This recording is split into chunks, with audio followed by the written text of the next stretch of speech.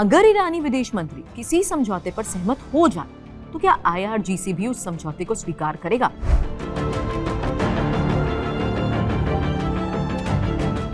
सवाल ये कि अमेरिका को आखिर आईआरजीसी से सीधे बात करने की जरूरत क्यों पड़ी? अमेरिका को ऐसा क्या शक हुआ था? America Iran secret back channel IRGC तक पहुंचने के लिए ट्रंप प्रशासन ने क्यों चुना कुर्दिस्तान के राष्ट्रपति बरज़ानी?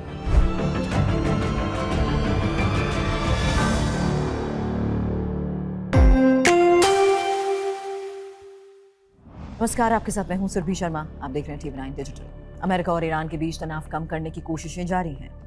एक तरफ अमेरिका बातचीत के जरिए किसी समझौते तक पहुंचना चाहता है, दूसरी तरफ ईरान के अंदर भी अलग अलग ताकतें थी। लेकिन अमेरिका के सामने एक बड़ा सवाल था, क्या जिन लोगों से अमेरिका बात कर रहा है वही लोग ईरान में अंतिम फैसला लेते हैं, या फिर ईरान के असली फैसले कहीं और लिए जा रहे हैं? यही सवाल अमेरिका को एक बेहद सीक्रेट रास्ते तक ले गया। एक ऐसा बैक चैनल जिसकी जानकारी लंबे समय तक सार्वजनिक नहीं हुई। इस सीक्रेट कॉन्टैक्ट के केंद्र में था इराक का कुर्दिस्तान। वहां के राष्ट्रपति नेचरवान बरजानी। रिपोर्ट्स के मुताबिक ट्रंप प्रशासन ने बरजानी के जरिए सीधे ईरान की सबसे ताकतवर सैन्य सुरक्षा संस्था इस्लामिक रिवॉल्यूशनरी गार्ड कॉर्प्स यानी आईआरजीसी तक पहुंच बनाने की कोशिश की। अब सवाल ये कि अमेरिका को आखिर आईआरजीसी से सीधे बात करने की जरूरत क्यों पड़ी? अमेरिका को ऐसा क्या शक हुआ था कि ईरान के आधिकारिक वार्ताकार शायद पूरी तस्वीर नहीं बता रहे? 14 मई को इरबिल में ऐसा क्या हुआ? अमेरिकी प्रशासन ने ईरान के एक बेहद संवेदनशील सैन्य अधिकारी तक पहुंचने के लिए बरजानी को क्यों चुना? और सबसे बड़ा सवाल, अगर ये सीक्रेट चैनल दोबारा सक्रिय होता है तो क्या अमेरिका और ईरान के बीच युद्ध खत्म करने वाली किसी डील का रास्ता खुल सकता है? आज की इस खास रिपोर्ट में इस पूरे सीक्रेट बैक चैनल को आसान भाषा में समझिए, क्योंकि घटना की पूरी टाइमलाइन देखिएगा। ये भी समझिएगा कि ईरान के अंदर असली ताकत आखिर किसके पास है। सबसे पहले उस समय की स्थिति को समझिए। अमेरिका और ईरान के बीच बातचीत चल रही थी। ईरानी पक्ष की तरफ से बातचीत में संसद के स्पीकर मोहम्मद बाग़िर कालिबाफ और विदेश मंत्री अब्बास अराक्ची जैसे बड़े नाम सामने थे। अमेरिका के लिए यह स्वाभाविक था कि वो इन्हीं लोगों से बातचीत करे, लेकिन मई के मध्य तक अमेरिकी वार्ताकारों के मन में एक बड़ा सवाल पैदा होने लगा। सवाल यह था कि क्या ईरान की ओर से बातचीत कर रहे लोगों के पास आईआरजीसी के फैसलों पर भी पूरा नियंत्रण है? यानी अगर ईरानी विदेश मंत्री किसी समझौते पर सहमत हो जाए तो क्या आईआरजीसी भी उस समझौते को स्वीकार करेगा, या फिर ईरान की राजनीतिक व्यवस्था के अंदर कोई दूसरी ताकत अपनी अलग शर्तें रख सकती है? यही बात अमेरिका के लिए सबसे महत्वपूर्ण थी, क्योंकि किसी भी युद्ध को खत्म करने के लिए सिर्फ बातचीत करना काफी नहीं होता। जरूरी यह है कि जिस संस्था या व्यक्ति के पास जमीन पर ताकत है वह भी समझौते को माने। अगर ऐसा नहीं होता तो कागज पर समझौता हो सकता है, लेकिन जमीन पर युद्ध जारी रह सकता है, और शायद अमेरिका इसी जोखिम को समझ रहा था। इसलिए ट्रंप प्रशासन ने एक वैकल्पिक चैनल तलाशना शुरू किया, एक ऐसा चैनल जो ईरान की सत्ता के ज्यादा करीब पहुंच सके। अब यहाँ कहानी में एंट्री होती है बरजानी की। नेचरवान बरजानी इराक के कुर्दिस्तान क्षेत्र के राष्ट्रपति हैं, लेकिन इस कहानी में उनका महत्व सिर्फ इसलिए नहीं है कि वो एक बड़े राजनीतिक पद पर है। असल बात है उनके ईरान और अमेरिका दोनों से रिश्ते। बरजानी का ईरान से पुराना संपर्क रहा। ईरान इराक युद्ध के दौर में वो ईरान में रहे थे। उन्होंने तेहरान यूनिवर्सिटी में पढ़ाई की। फारसी भाषा की भी अच्छी समझ है, और सबसे महत्वपूर्ण, तेहरान के कई बड़े अधिकारियों के साथ उनके पुराने व्यक्तिगत संबंध बताए जाते हैं। दूसरी तरफ अमेरिका भी उन्हें जानता है। कुर्दिस्तान क्षेत्र और अमेरिका के बीच लंबे समय से सुरक्षा और रणनीतिक संबंध रहे। यानी बरजानी एक तरह से दो दुनिया के बीच पुल की भूमिका निभा सकते थे। एक तरफ वॉशिंगटन, दूसरी तरफ तेहरान। यही वजह थी कि अमेरिका ने इस बेहद संवेदनशील मिशन के लिए उन्हें चुना। रिपोर्ट्स के मुताबिक मई की शुरुआत में अमेरिका की तत्कालीन नेशनल इंटेलिजेंस डायरेक्टर तुलसी गबार्ड ने बरजानी से फोन पर बातचीत की। बताया गया कि बातचीत को राष्ट्रपति डोनाल्ड ट्रंप और उपराष्ट्रपति जेडी वेंस की मंजूरी हासिल थी। अब जरा सोचिए, अमेरिकी खुफिया तंत्र की शीर्ष अधिकारी सीधे कुर्दिस्तान के राष्ट्रपति से बात कर रहे हैं। बातचीत का मुद्दा क्या है? ईरान का आईआरजीसी। गबार्ड कथित तौर पर यह जानना चाहती थी कि ईरान के राजनीतिक वार्ताकार जिस समझौते पर बातचीत कर रहे हैं, क्या आईआरजीसी भी उस समझौते के साथ है, या आईआरजीसी की अपनी कोई अलग मांग है? सवाल महत्वपूर्ण था, क्योंकि ईरान की राजनीतिक व्यवस्था को समझने वाले जानते हैं वहां सत्ता सिर्फ एक संस्था के हाथ में नहीं है। ईरान में सर्वोच्च नेता का पद बेहद शक्तिशाली है। इसके साथ ही आईआरजीसी देश की सैन्य, सुरक्षा, रणनीतिक व्यवस्था में बहुत बड़ा प्रभाव रखता है। इसीलिए अमेरिका शायद सिर्फ विदेश मंत्रालय से बात करके संतुष्ट नहीं होना चाहता था। वो जानना चाहता था क्या दूसरी तरफ बैठे ताकतवर लोग भी यही बात चाहते हैं। अब कहानी और ज्यादा दिलचस्प हो जाती है। रिपोर्ट्स के मुताबिक बरजानी ने अपने संपर्क के जरिए आईआरजीसी तक संदेश पहुंचाया। उन्होंने सीधे जनरल अहमद वाहिदी से बातचीत की मांग रखी। ये कोई सामान्य राजनयिक बातचीत नहीं थी, ये एक बेहद संवेदनशील संपर्क था। 14 मई आईआरजीसी का एक अधिकारी इरबिल में बरजानी के कार्यालय पहुंचा। इसके बाद एक सुरक्षित बातचीत की व्यवस्था हुई। बताया गया कि एन्क्रिप्टेड फोन के जरिए बातचीत कराई गई। सवाल था बरजानी क्या पूछने वाले थे, सामने से जवाब क्या आने वाला था। बरजानी ने कथित तौर पर अहमद वाहिदी से पूछा, क्या आप ईरानी वार्ताकारों के साथ हैं? यानी क्या विदेश मंत्री और दूसरे ईरानी प्रतिनिधि जिस बातचीत को आगे बढ़ा रहे हैं, आईआरजीसी भी उसी लाइन पर है? रिपोर्ट्स के मुताबिक जवाब में वाहिदी ने कहा वो बातचीत का समर्थन करते हैं। आईआरजीसी भी संकट का समाधान बातचीत के जरिए चाहता है। ये बातचीत और इसका विवरण सही है तो ये अमेरिका के लिए बेहद महत्वपूर्ण जानकारी थी, क्योंकि इसका मतलब था कम से कम उस समय ईरान के राजनीतिक वार्ताकारों और आईआरजीसी के बीच बातचीत को लेकर कोई बड़ा सार्वजनिक मतभेद सामने नहीं आ रहा था। इसके बाद बरजानी ने यह जानकारी अमेरिकी प्रशासन तक पहुंचाई। यानी जो बात अमेरिका सीधे तेहरान से नहीं पूछ पा रहा था, वो इरबिल के रास्ते पूछने की कोशिश कर रहा था। यही इस पूरे मामले का सबसे बड़ा रहस्य है। इरबिल क्यों? क्योंकि इरबिल इराक के कुर्दिस्तान क्षेत्र की राजधानी है। ये इलाका ईरान की सीमा के बेहद करीब है।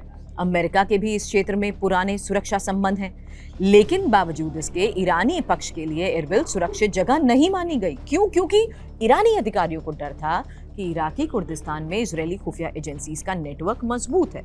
अगर कोई बेहद महत्वपूर्ण ईरानी अधिकारी इरबिल पहुंचता तो उसकी सुरक्षा को गंभीर खतरा हो सकता था, और यहीं से अमेरिका की अगली कोशिश रुक गई। बरजानी के जरिए अमेरिका ने कथित तौर पर एक और कदम आगे बढ़ाने की कोशिश की।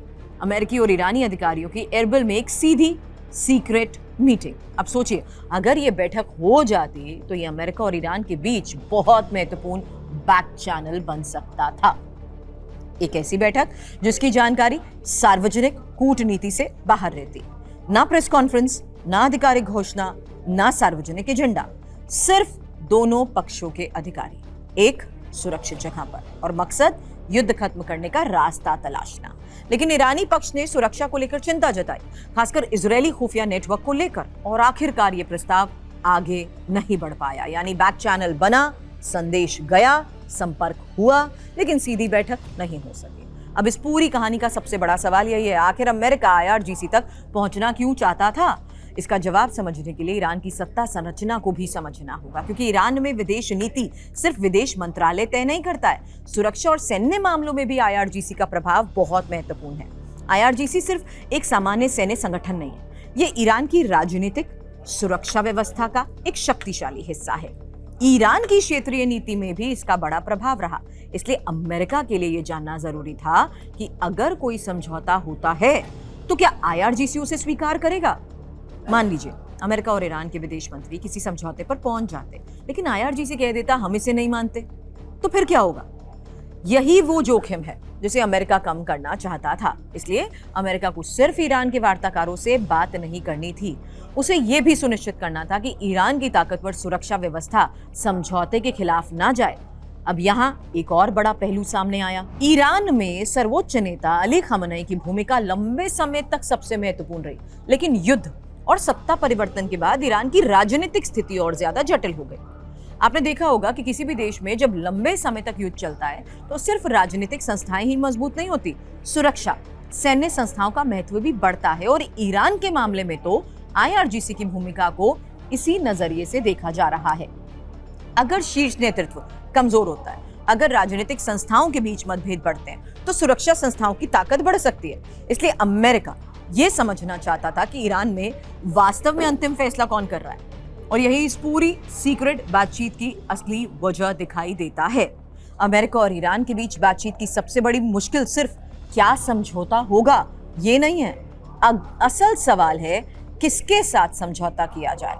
किसी भी युद्ध को रोकने के लिए सामने वाले देश की सत्ता संरचना को समझना भी जरूरी होता है, और ईरान के मामले में ये और ज्यादा मुश्किल है, क्योंकि एक तरफ राजनीतिक नेतृत्व, दूसरी तरफ सुरक्षा संस्थाएं, सैन्य संस्थाएं, इनके अलावा क्षेत्रीय रणनीति से जुड़े कई दूसरे शक्तिशाली नेटवर्क। इसलिए अमेरिका शायद ये सुनिश्चित करना चाहता था कि जो भी समझौता हो वो सिर्फ कागज पर नहीं रहे बल्कि जमीन पर भी लागू हो।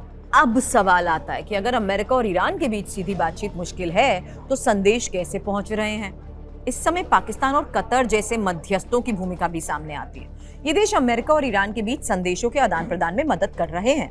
यानी जब दोनों पक्ष सीधे बातचीत नहीं कर पाते तो तीसरे पक्ष के जरिए संदेश पहुंचाया जाता है।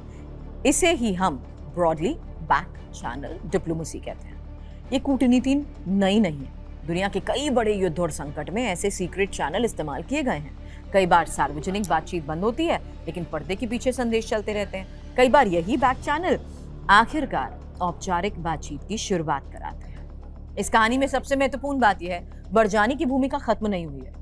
रिपोर्ट्स के मुताबिक बरजानी ने हाल ही में व्हाइट हाउस को फिर से बातचीत शुरू कराने में मदद की पेशकश की है। यानी जो चैनल पहले सुरक्षा कारणों से रुक गया था वो भविष्य में फिर इस्तेमाल हो सकता है। और अगर अमेरिका को लगता है ईरानी राजनीतिक नेतृत्व और IRGC के बीच समन्वय समझना जरूरी है तो बरजानी जैसा व्यक्ति उसके लिए उपयोगी हो सकता है, क्योंकि वो सिर्फ एक राजनेता नहीं, वो उस क्षेत्र को जानते हैं, ईरान को जानते हैं, ईरानी भाषा और राजनीतिक संस्कृति को समझते हैं और अमेरिका के साथ भी उनके संबंध हैं। इसलिए वो एक ऐसे पुल की भूमिका निभा सकते हैं जिसकी जरूरत दोनों पक्षों को हो सकती है। अब इस पूरे मामले में एक तीसरा देश भी बहुत महत्वपूर्ण है और वो है इजराइल। अमेरिका और ईरान के बीच कोई भी सीक्रेट बातचीत इजराइल के लिए रणनीतिक रूप से महत्वपूर्ण होगी, क्योंकि अगर अमेरिका ईरान के साथ समझौते की तरफ बढ़ता है तो इससे क्षेत्रीय सुरक्षा समीकरण बदल सकते हैं। दूसरी तरफ ईरान को यह डर हो सकता है कि उसकी बातचीत की जानकारी इजराइल तक पहुंच सकती है, खासकर अगर बैठक ऐसे इलाकों में हो जहां इजरायली खुफिया नेटवर्क सक्रिय होने की आशंका हो। और यही वजह बताई जा रही है कि एरबिल में सीधी बैठक को लेकर ईरानी पक्ष सतर्क था। यानी अमेरिका और ईरान के बीच सिर्फ दो देशों की बातचीत नहीं है, इसमें इजराइल भी एक बहुत बड़ा फैक्टर है। और इसके अलावा इराक, कुर्दिस्तान, कतर, पाकिस्तान, पूरे पश्चिम एशिया की सुरक्षा व्यवस्था भी इससे जुड़ी हुई है। अब एक और बड़ा सवाल ये कि अगर आने वाले समय में अमेरिका और ईरान किसी समझौते तक पहुंचते हैं तो उसकी सबसे बड़ी परीक्षा होगी क्या। सिर्फ ये नहीं, अमेरिका क्या मानता है, ईरान का विदेश मंत्रालय क्या मानता है, या कोई राजनीतिक नेता क्या कहता है। असल परीक्षा ये होगी ईरान की सुरक्षा और सैन्य व्यवस्था उस समझौते को स्वीकार करती है या नहीं। यही वजह है कि IRGC तक पहुंच अमेरिका के लिए रणनीतिक रूप से महत्वपूर्ण हो सकती है। अगर IRGC समझौते का समर्थन करता है तो किसी डील को जमीन पर लागू करना अपेक्षाकृत आसान हो सकता है, लेकिन अगर IRGC की अपनी अलग शर्तें हों तो बातचीत लंबी भी हो सकती है। अगर कोई पक्ष समझौते का विरोध करता है तो फिर युद्ध विराम भी अस्थिर हो सकता है। बड़ा सवाल यही कि क्या बरजानी वाला ये सीक्रेट चैनल फिर से सक्रिय होगा। इसका निश्चित जवाब अभी किसी के पास नहीं है, लेकिन इसकी संभावना को पूरी तरह खारिज भी नहीं किया जा सकता, क्योंकि जब सार्वजनिक कूटनीति काम नहीं करती तो बैक चैनल का महत्व बढ़ जाता है। यहाँ एक और महत्वपूर्ण बात यह है कि सीक्रेट बातचीत का मतलब ये नहीं होता कि दोनों देश तुरंत दोस्त बनने जा रहे हैं। बैक चैनल का मतलब सिर्फ इतना है कि दोनों पक्ष बिना सार्वजनिक दबाव के अपनी वास्तविक स्थिति समझने की कोशिश कर सकते हैं। कभी कभी यही शुरुआती बातचीत बाद में औपचारिक वार्ता का आधार बनती है। फिलहाल इस पूरी कहानी से हमें क्या समझ आता है? पहला, अमेरिका ईरान के साथ बातचीत में सिर्फ राजनीतिक नेतृत्व पर निर्भर नहीं रहना चाहता। दूसरा, अमेरिका ये समझना चाहता है कि IRGC का रुख क्या है। तीसरा, ईरान के साथ किसी भी बड़े समझौते में सुरक्षा और सैन्य संस्थाओं की भूमिका बेहद महत्वपूर्ण होगी। चौथा, मध्यस्थ देशों की भूमिका बढ़ रही है। और पांचवा, बैक चैनल डिप्लोमेसी आने वाले समय में बेहद अहम हो सकती है। और अब इस पूरी कहानी पर सबसे बड़ा सवाल, अगर अमेरिका वास्तव में ईरान के साथ युद्ध खत्म करना चाहता है तो क्या वो सिर्फ राजनीतिक नेतृत्व से समझौता करेगा, या फिर वो सीधे उन ताकतों से भी बात करेगा जिनके पास ईरान की सुरक्षा और सैन्य व्यवस्था पर प्रभाव है। क्योंकि युद्ध शुरू करना एक राजनीतिक फैसला हो सकता है, लेकिन युद्ध खत्म करना कई बार उससे भी ज्यादा मुश्किल होता है। युद्ध खत्म करने के लिए सिर्फ हथियार रोकना पर्याप्त नहीं होता। दोनों पक्षों को भरोसा चाहिए, सुरक्षा गारंटी चाहिए, भविष्य की रणनीति पर सहमति चाहिए। सबसे महत्वपूर्ण, जिसके पास जमीन पर ताकत है उसका समर्थन चाहिए। यही वजह बरजानी का एक सीक्रेट बैक चैनल सिर्फ एक छोटी सी कूटनीतिक कहानी नहीं है, ये हमें बताता है कि अमेरिका ईरान की सत्ता संरचना को किस तरह समझने की कोशिश कर रहा है। तो अमेरिका और ईरान के बीच बातचीत के पर्दे के पीछे एक ऐसी कहानी सामने आई जिसमें वॉशिंगटन तेहरान तक पहुंचने के लिए इराकी कुर्दिस्तान के रास्ते का इस्तेमाल करने की कोशिश करता दिखाई देता है। बरजानी अमेरिका और ईरान के बीच एक संभावित पुल बनते हैं। अमेरिका ये पता करना चाहता है कि ईरानी वार्ताकारों की बात क्या IRGC भी मानता है। 14 मई को एरबिल में एक बेहद संवेदनशील संपर्क की बात सामने आती है। IRGC की तरफ से बातचीत के समर्थन का संदेश मिलता है और फिर अमेरिका और ईरान के अधिकारियों की सीक्रेट बैठक का प्रस्ताव। लेकिन सुरक्षा चिंता के कारण बैठक आगे नहीं बढ़ पाई। अब आगे क्या होगा? क्या अमेरिका और ईरान फिर से बातचीत की टेबल पर आएंगे? क्या पाकिस्तान और कतर की मध्यस्थता सफल होगी? और क्या बरजानी दोबारा इस बैक चैनल को सक्रिय कर पाएंगे? सबसे बड़ा सवाल, अगर अमेरिका और ईरान के बीच कोई डील होती है तो क्या IRGC उस डील को पूरी तरह स्वीकार करेगा? क्योंकि अमेरिका और ईरान के बीच शांति की राह सिर्फ वॉशिंगटन और तेहरान से होकर नहीं गुजरती। हो सकता है उसका एक रास्ता एरबिल से भी होकर गुजरता। इसलिए ट्रंप प्रशासन का ये कथित सीक्रेट बैक चैनल आने वाले दिनों में एक बार फिर बेहद महत्वपूर्ण हो सकता है। आप इस पूरे घटनाक्रम को कैसे देखते हैं? क्या अमेरिका को ईरान के राजनीतिक नेतृत्व के साथ बातचीत करनी चाहिए या IRGC जैसी ताकतवर संस्थाओं से भी सीधे संवाद जरूरी है? अपनी राय कमेंट बॉक्स में जरूर बताएं। वीडियो पसंद आया तो करें लाइक, चैनल को करें सब्सक्राइब और ऐसी इंटरनेशनल पॉलिटिक्स की बड़ी और गहरी खबरों के लिए चैनल को सब्सक्राइब जरूर करें।